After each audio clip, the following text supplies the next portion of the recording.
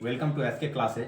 आज मैं तुम लोग को घनमूल का छोटा सा ट्रिक सिखाऊंगा जिसकी सहायता से तुम आसानी से बड़े घनमूल को भी 30 सेकंड में आसानी से सॉल्व कर सकते हो।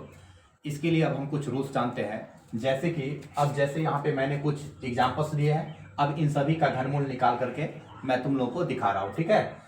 जैसे अब इसके लिए हमें क्या करना पड़ेगा, जैसे यहाँ पे देखो संख्या है मेरा, जैसे 42,875 है, दूसरा है 21,952, ऐसे करके मैंने कुछ संख्या लिया है। अब इसका घनमूल निकालना है। इसके लिए सबसे पहली बात तो क्या है कि इस चीज को, इस घनमूल को आसानी से बनाने के लिए हमें 1 से लेकर के 10 तक का पहले घन जानना जरूरी है। 1 से 10 तक का घन यदि हमें याद होगा तो बहुत ही आसानी से हम इसको बना सकते हैं। अब जैसे यहाँ पे देखो, 1 का घन आपको जैसे याद है, 1 का घन 1, 2 का घन 8, 3 का घन 27, फिर यहाँ पे 4 का घन 64, 5 का घन 125, 6 का घन 216, 7 का घन 343, 8 का घन 512। इस प्रकार से आप 10 तक का घन याद कर लीजिएगा, ठीक है। अब जैसे 42,875 का घनमूल मुझे निकालना है, इसकी सहायता से हम आसानी से इसको निकाल सकते हैं।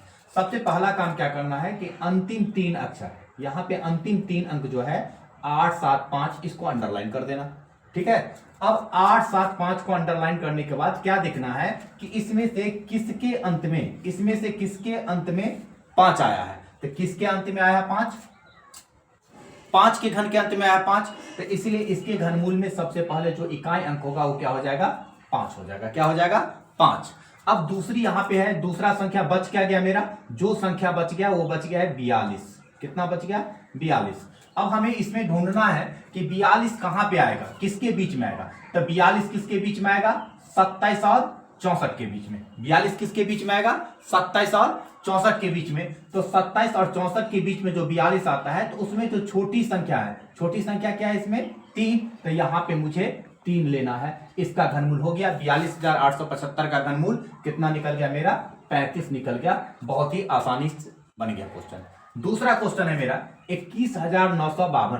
दूसरा क्वेश्चन मेरा क्या है? 21,952। अब इसका देखते हैं, घनमूल निकालते हैं हम लोग। तो सबसे पहला क्या करना है, हमें अंतिम 3, यहां पे जो अंतिम 3 है इस अंक, उसको अंडरलाइन करना है, ठीक है। इसको मिटा देते हैं, ठीक है। अंतिम 3 अंक है 952, ठीक है। अब यहां देखते हैं कि 952 के अंत में क्या है मेरा? 2।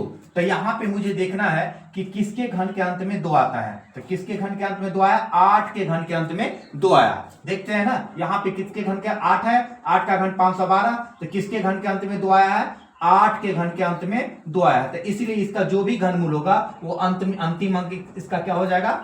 8 हो जाएगा। अंतिम घन क्या हो जाएगा?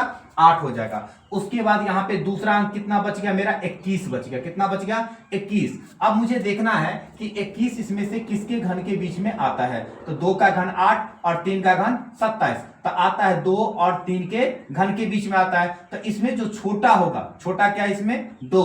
तो इसलिए यहाँ पे हम लोग क्या ले लेंगे? 2, ठीक है। अब बाकी क्वेश्चन आप इसकी सहायता से आसानी से, जो आपको मैंने नियम सिखाया, इस रूल्स की सहायता से बाकी क्वेश्चन को आप आसानी से सॉल्व कर सकते हैं। Thank you.